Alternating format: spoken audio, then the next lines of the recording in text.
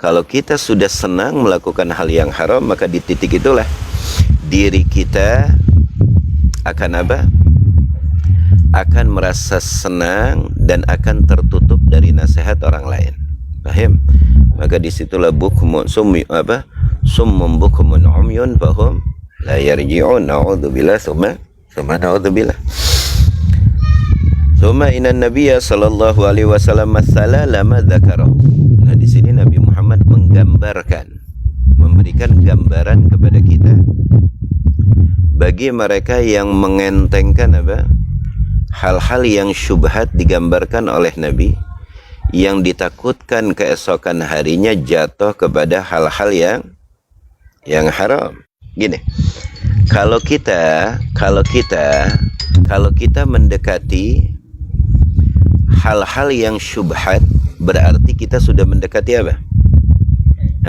Di ujung pagar ya. Kalau kita bermain di ujung jurang, maka ditakutkan apa? Kita akan terpeleset dan jatuh ke dalam jurang tersebut. Kalau kita bermain di sisi api, kita takut apa? Tersambar oleh api tersebut. Kalau kita main di pinggir air, kita ditakutkan jatuh dan nyebur kepada air tersebut. Itu logika. Nah, makanya kata Nabi apa? Karra'i ai huwa haluhu. Maksudnya gambaran keadaannya.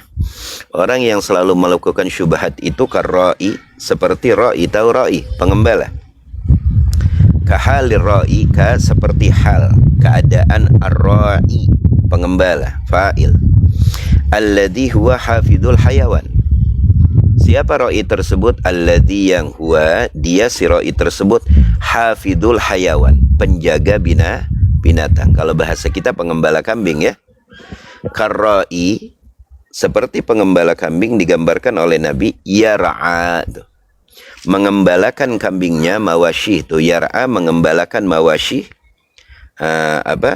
piaraan-piaraannya atau kambingnya, haulal hima, haula janib, pinggiran, al-hima itu al-makan mahmi, makan tempat mahmi yang sudah terpagar, milik orang gitu, paham apa tidak? Seperti digambarkan oleh Nabi, orang yang selalu melakukan syubhat, esok harinya dia akan apa? Terjerumus kepada hal yang haram. Digambarkan oleh Nabi seperti ra'i, pengembala kambing nih. Kita ambil aja pengembala kambing. Yar'a, dia mengembalakan kambingnya haulal hima, janib atau di area dekat hima. Hima ini tempat milik orang lain atau perkebunan orang lain. Hima itu yang sudah terpagari, berarti milik, ada pemiliknya. Jelas apa tidak? Maka yang ditakutkan apa?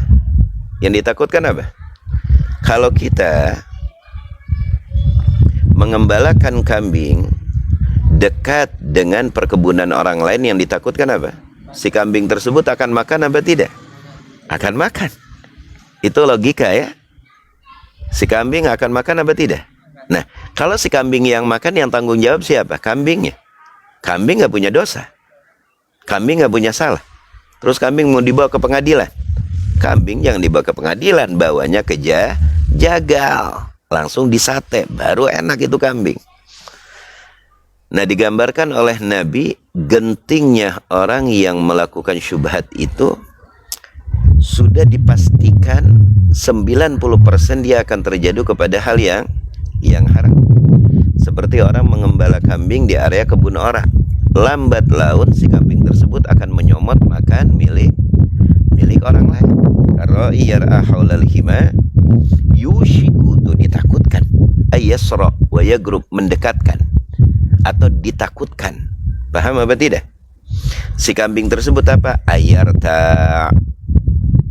Di dalam nushah lain yagha'du, ayarta, untuk memakan fihi, fi pada hi mahmi tersebut, kebun yang milik orang lain. Apa maksudnya? Tadkhuluhu, si kambing tersebut masuk ke mana? Masyiyah. Tadkhuluhu, masuk, masyiyah, si kambing tersebut, wa ta'kul, wadan ta'kul, memakan minhu, min dari hu, kebun milik orang lain. Paham tuh? Itu yang ditakutkan. Wa wajhu hadza at-tamtsil. Dan tujuan hadza ini yang Nabi ucapkan, Nabi gambarkan apa? Ini tamtsil, contoh, suatu percontohan. Nabi memberikan percontohan. Seperti kalau kita berdiri di sisi sungai, ditakutkan apa? Kecebur. Kalau kita berdiri di sisi api, ditakutkan apa? Hah? Ditakutkan apa? Tersambar api, terbakar, seperti itu. Paham? Kalau kita berdiri di sisi buaya, ditakutkan apa? Dicaplok. Kalau kita berdiri di pinggir ular, takutkan apa? Ya dipatok, kan logikanya begitu ya. Paham tuh? Nah ini wa wajhu hadat tamtsil. Ana ra'i, ana sesungguhnya ra'i, pengembala tersebut, ya jurruhu, yang menarik atau mengemandoi apa? Ra'yuhu, apa? Ra'iyahnya, apa namanya? Gembalaannya. Haulal hima, di sekitar hima, tanaman orang lain. Ila wuku'ihi, kepada wuku'ihi, memakan fihi, paham? Wuku terjadi apa? Apa itu? Masiyah tersebut ya. Masiyah tersebut dia memakan masiyah fihi, di dalam area orang lain. Fayastahigul ighafa, maka yastahigu, diwajibkan igab. Apa itu igab? Balasan. Yang sirai. Jelas apa tidak? Yang bertanggung jawab siapa? Yang bertanggung jawab siapa? Sirai. Yang bertanggung jawab. Jelas? Si pengembala tersebut, kalau kambing tidak ada tanggung jawabnya, tidak ada dosanya. Fakadzalika, itu kata Nabi, maka kadzalika, seperti itu, al-muqsir minasyubuhat. Al-muqsir, orang yang banyak minasyubuhat, min dari syubhat, melakukan syubhat atau memakan syubhat. Yanjuru, akan menarik, ila fi'lil haram, ila kepada fi'li perilaku haram yang diharamkan oleh Allah. Fayastahikul igab, maka diwajibkan igab, balasan, bisa babi dalik, dengan sebab dalik itu. Yang artinya kesimpulannya gini, jangan bermain-main di sisi hal yang berbahaya. Paham? Kalau Anda bermain-main di sisi hal yang berbahaya, maka akan ketulah. Akan apa?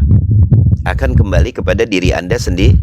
Akan kembali ke diri Anda sendiri. Contoh, ente lagi ngapain, main pisau, ada kemungkinan nggak terbeset paling minimal dengan pisau tersebut? Hah? Ada kemungkinan. Jelas apa tidak? Ala, tuh. Lalu Nabi menjelaskan, ala, perhatian dari Nabi, litanbih, perhatian. Atabiha isyarah ila anna ba'daha amrun, yang bagi tanbih. Ini ala isyarat ila kepada anna ma ba'daha, sesungguhnya ma ba'daha, setelah hal ini, amrun, suatu perkara, yang bagi tanbilah. Wa inna likulli malikin himad. Tanbih dari Nabi. Nabi menjelaskan, wa inna, wa dan inna, sesungguhnya, likulli malikin, li pada kulli, setiap malikin, setiap pemilik, hima, setiap pemilik hima, ada apanya? Hima ada apanya? Hima ada batas, ada batasnya, yang artinya ada kepemilikannya. Wa inna likulli malikin hima yatahajjaruhu, yang dibataskan, lirai, bagi pengembala-kembala ya, khailuhu, kudanya, au ghairu dzalik, atau selain kuda, min masalihihi. Paham? Wa yugiu, dan akan menyebabkan hukuman, ala man dakhalahu, ala atas man, bagi mereka, dakhalahu, yang memasuki area batas kepemilikan orang lain. Wa man ihtato li nafsihi, dan bagi mereka ihtato, yang menjaga terhadap dirinya sendiri, la yagrub, jangan mendekati, minhu, min darihu, batas tersebut. Udah, ini haram. Di sebelah haram ada hal yang syubhat, jangan dideketin. Karena esok hari Anda akan terjerumus kepada haram tersebut. Paham apa tidak? Logika Nabi yang begitu enteng dipahami, gambaran Nabi, tamsil Nabi yang begitu enteng dipahami oleh kita. Tula yagrub minhu, jangan mendekati minhu, min dari hu, hima tersebut, khaufan, karena takut, minal wuku'i, min dari wuku, terjatuh fihi, fi, pada hal yang haram, hijau domir kembali kepada haram. Wa min dhalika ma hukiya anna Kulaiban kana idza mara bimar'an wa ajabahu himahu wa alamatu dzalika ya'khudha jarwan fayaqta'u udunahu wa dambahu wa yatrukuhu bidzalikal makan yanbah fa idza sami'atil arabu nibahahu tajannabat dzalikal mar'a khaufan min husulil uqubati lahum. Nah, ala, lalu Nabi menjelaskan ala itu di sini tanbih, perhatian. Wa inna himallaha, wa inna himallahu maharimahu. Lalu Nabi menjelaskan, setelah Nabi memberikan gambaran kepada kita bahwa mendekati hal-hal yang syubhat atau mendekati hal-hal yang genting bisa menjerumuskan Anda, bisa mencelakakan Anda. Lalu Nabi memberikan gambaran hakikat ala, wa inna himallahu maharimahu. Sesungguhnya hima, batas Allah, maharimahu, hal-hal yang diharamkan oleh Allah. Jelas apa tidak? Allah kata jangan mabuk, itu batasnya. Kalau Anda melanggar, maka akan berdampak hal yang tidak baik, hukuman lahir dan juga batin. Paham? Bahkan hukuman moral. Jelas apa tidak? Nah, sedangkan batas-batas Allah itu hal-hal yang diharamkan oleh Allah, ay ma'asihi, itu maksiat ya, allati haramaha, yang diharamkan oleh Allah, dhamir kembali kepada ma'asi. Faman dakhala himah, dan bagi mereka dakhala yang masuk himah, batas yang telah dibatasi oleh Allah atau melakukan hal yang diharamkan oleh Allah, birtiga bi syai'in minal ma'asi, dengan irtigab melakukan syai'in sesuatu minal ma'asi dari maksiat, faqad istahaqqal uqubah, maka sungguh istahaqqa, wajib baginya al-uqubah, mendapatkan hukuman. Wa man gharabahu, nah ini gambaran yang kedua. Orang yang masuk kepada hal yang haram sudah diwajibkan hukuman. Tapi ada nih yang perlu diwanti-wanti, yang terkadang disepelekan, yang menyebabkan kita terjerumus kepada hal yang genting. Siapa? Wa man gharabahu, dan bagi mereka gharabahu yang mendekati haram tersebut, yaitu dengan melakukan syubhat, yushiku, itu ditakutkan, ayaqa fihi, terjatuh fihi, fi, kepada hal yang haram. Paham tak? Jelas apa tidak? Jelas apa tidak? Maka di sini dikatakan payam bagi, maka dianjurkan lil akili, bagi mereka yang berakal, ayataba'ad anil muharramat, untuk menjauhi dari hal-hal yang haram, kullat taba'udi, dengan semaksimal penjauhan. Paham? Maksudnya dengan semaksimal mungkin gitu, kullat taba'ud. Wa yaj'ala, dan menjadikan bainahu, baina antarahu, siapa? Apa itu hu? Hal yang haram, wa bainaha hajizan, antara dirinya, wa bainaha, dan bainaha, hal yang syubhat, hajizan, awas, ada batas, hajiz, penghalang. Bagaimanapun caranya, wajib ada penghalang yang bisa mengontrol diri kita atau mengingatkan diri kita, lonceng, jangan, gitulah. Paham? Itu dibentuknya oleh diri kita. Khaufan, tuh ditakutkan, minal wuku, min dari wuku, terjatuh, fiha, fi, pada hal yang haram. Fatahilu, maka dia akan mendapatkan alaihi, atas dirinya, al-uqubah, yaitu hukuman dari Allah Subhanahu wa ta'ala.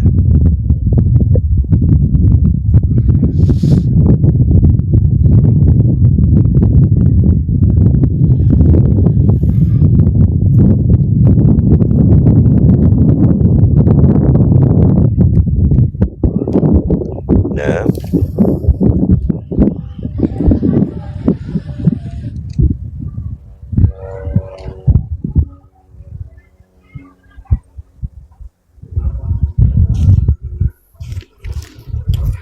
ala dilanjut sini. Nah, lalu Nabi menjelaskan lagi sesuatu inti yang perlu diperhatikan di dalam diri manusia. Apa itu? Al-qalbu. Jelas? Apa? Sesuatu inti di dalam diri manusia apa? Yaitu hati. Nah, ini hati ini sesuatu yang inti. Makanya kata Nabi ala, Nabi memberikan tanda peringatan. Wa inna fil jasadi, dan sungguh fil jasad, di dalam jasad manusia, mudghah, ada gumpalan darah. Udah jemput. Di dalam diri manusia ada apa? Ada mudghah. Tahu mudghah? Gumpalan daging. Ai qit'atul lahmin saghirah. Mudghah itu potongan lahmin, daging saghirah, kecil. Bigadri ma yamdha. Kenapa dinamakan mudghah? Karena dengan mikdar apa? Mengunyah masuk ke mulut kita, kecil daging tersebut. Tapi ingat, bentuk daging tersebut kecil, tapi dampaknya luar biasa. Yang dimana bentuk daging kecil tersebut apabila sholahat, daging tersebut baik. Baik dengan apa? Bil iman, dengan dipenuhi iman daging tersebut. Wal ilim, dengan dipenuhi pengetahuan. Wal irfan, dengan dipenuhi ma'rifah kepada Allah Subhanahu wa taala. Kalau hati tersebut dipoles dengan iman, daging tersebut, gumpalan daging kecil tersebut dipoles dengan iman, atau dipoles dengan ilmu pengetahuan, atau dipoles dengan kema'rifahan, saluhal jasadu kulluh, akan baik al jasad. Nah, kalau daging tersebut selalu mengentengkan perintah Allah dan juga kufur terhadap nikmat Allah, fasadal jasadu kulluh, maka seluruh jasad fasad, akan hancur, kulluh, seluruhnya. Dhamir kembali kepada jasad. Coba bayangin, Nabi menggambarkan suatu potongan daging yang kecil, tapi menjadi apa? Menjadi simbol yang begitu luar biasa, menjadi patokan. Kalau daging ini rusak, maka seluruh jasad kita akan ikut rusak. Kalau daging ini baik, maka seluruh jasad kita akan ikut baik. Jelas apa tidak? Jelas apa tidak? Lalu Nabi jelaskan, apa daging tersebut tuh? Bil fujuri wal isyan, atau dengan fujur, kefajiran, kemaksiatan, wal isyan. Apa yang dimaksud oleh Nabi gumpalan daging kecil tersebut? Ala, Nabi memberikan peringatan. Wahyal qalbu, wadan hiya, gumpalan daging yang kecil tersebut, al qalbu, yaitu hati. Awas, hati-hati dengan hati. Hati itu gumpalan daging yang kecil, ya, dengan mikdar apa? Yang bisa masuk ke mulut kita, yang bisa dikunyah oleh mulut kita, paling berapa senti. Tapi dampak positif negatifnya tertuju kepada daging yang kecil tersebut. Kalau daging itu baik, maka seluruh jasad kita akan baik. Tapi kalau daging tersebut tidak baik, ingat, seluruh jasad kita akan tidak baik. Baik? Jelas? Nah, apa yang dimaksud oleh Nabi? Daging tersebut ala wahyal qalbu. Dialah daging tersebut yang dinamakan apa? Al-qalbu, yaitu hati. Kenapa? Wa dan huwa, hati tersebut mahalul aql, mahal, tempatnya akal. Mensaring akal kita yaitu dengan hati kita. Kalau orang berakal tanpa hati, bakal ngelantur itu semuanya, ya. Bakal semuanya ditabrak dan ditubruk, ya. Al-mumayyiz tuh, yang bisa membedakan baina dharri wan nafi'. Baina antara dhar yang berbahaya wan nafi' dan nafi' yang bermanfaat. Itu hati porosnya. Hati inilah yang bisa memfilter mana yang baik, mana yang tidak, mana yang sehat, mana yang tidak, mana yang benar dan mana yang tidak. Itu semuanya hati. Jelas? Dan hati itu bisa disimbolkan akal sehat. Karena segala keputusan, segala saringan, segala saringan itu semuanya disaring oleh hati kita. Wa warada fil hadits syarif tuh. Fil hadits syarif diriwayatkan di dalam hadis syarif yang mulia. Satu riwayat yang mulia. Apa riwayat tersebut berkata? La yastaqimu imanu abdin. Tidak akan lurus, tidak akan tegak iman seorang hamba hatta yastaqima qalbuhu. Hatta sehingga yastaqim, berdiri tegak, qalbuhu, hatinya. Alias hati seorang hamba. Dhamir kembali kepada hamba. Jadi tidak akan tegak sempurna iman seorang hamba sehingga berdiri tegak sempurna hatinya. Ini hati menjadi poros di sini ya. Hati-hati dengan hati, dan hati-hati memainkan hati. Wa ma'na, dan arti hadis ini apa? Istiqomatuhu. Istiqomahnya hati bagaimana? Cara mengistiqomahkan hati kita bagaimana? Cara mendirikan hati kita bagaimana? Cara menyempurnakan kita bagaimana? Hati kita bagaimana? Kaunuhu, yang dimana hati tersebut mumtalian, selalu penuh, min mahabbatillah, min dari mahabbatillah, cinta kepada Allah, wa mahabbati ta'atihi, dan cinta kepada taat kepada Allah, wa karahati maksiatihi, dan karahat benci kemaksiatan kepada Allah subhanahu wa ta'ala. Nah, itu cara mendirikan, menyempurnakan apa? Hati kita. Tanamkan sepenuh mungkin cinta kepada Allah, cinta ketaatan kepada Allah, dan tanamkan benci kemaksiatan kepada Allah. Itu cara menyempurnakan, mendirikan, mengkokohkan hati. Apabila hati sudah kokoh, apa kata Nabi? Maka iman seorang hamba akan ikut kokoh. Iman seorang hamba akan ikut kokoh. Paham? Jadi kokohnya iman seorang hamba, bagaimana kokohnya hatinya. Kalau hatinya sudah kokoh, maka imannya akan ikut kokoh. Wagil, dan juga di sini ada gil. Ada pendapat para ulama yang dikatakan oleh ulama apa? Inna Luqmana kana abdan habasyian. Sesungguhnya Luqman, Sayyidina Luqman, kana yang dimana abdan, seorang hamba habasyian yang berkulit hitam. Fadafa ilaihi sayyiduhu syatan.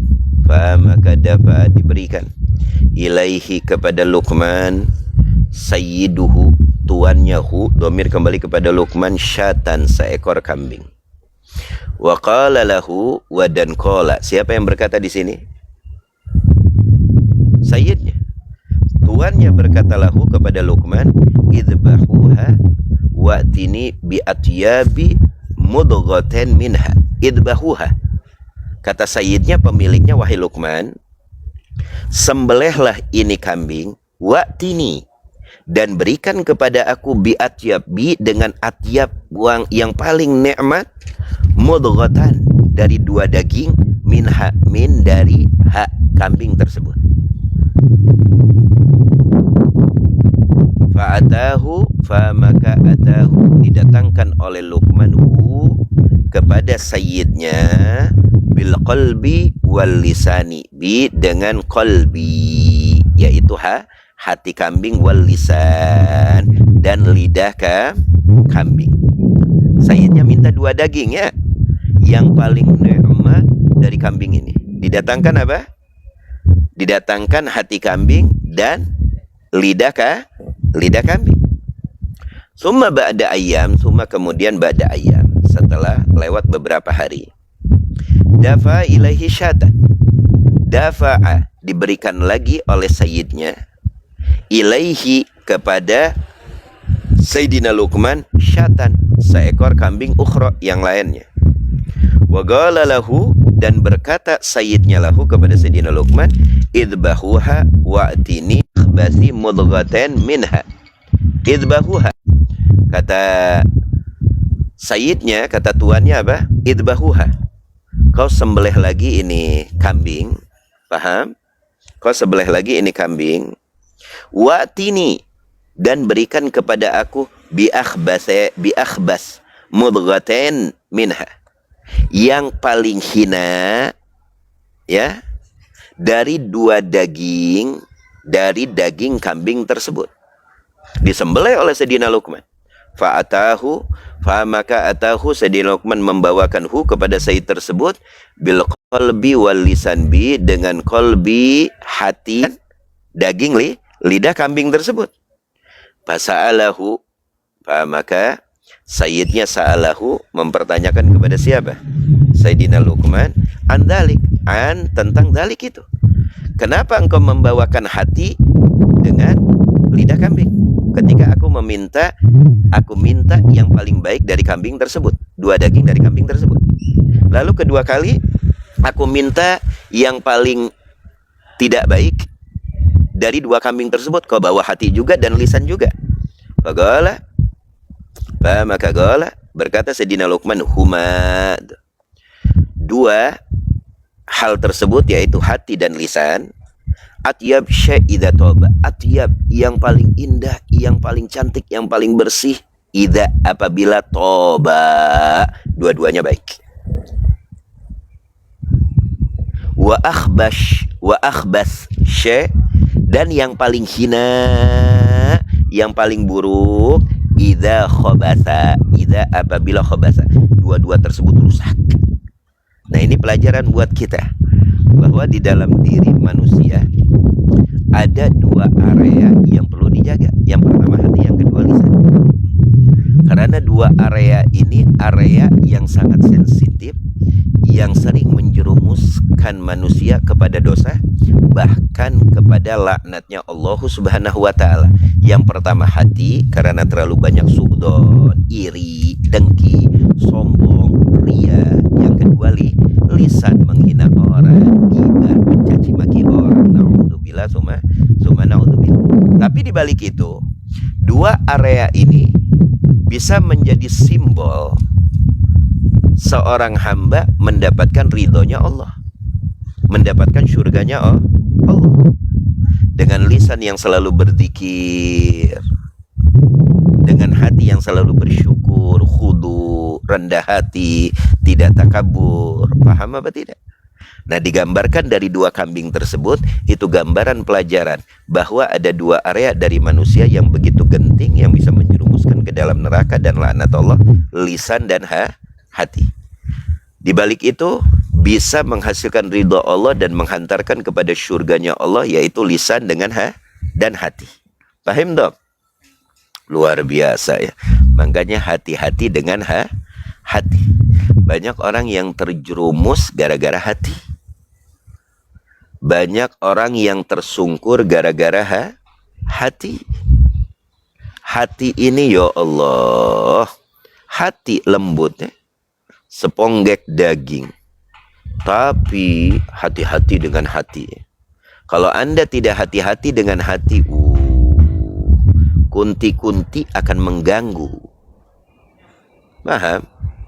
Hati-hati, teliti, menata. Hati nih bro. Tentang hati nih. Kalau nggak bisa-bisa kita jaga hati, ditabrak kanan, ditabrak kiri, ya. Ditabrak depan, ya. Ditabrak atas, ditabrak bawah kita, ya. Hati-hati nih, hati urusannya. Kalau udah urusannya ke hati, wah rumit sudah. Segala sesuatu urusannya ke hati pasti rumit. Paham? Nah, di sini ada 9 perkara. Biha Dengan 9 perkara tersebut, solahul qalbi, bisa memperbaiki hati.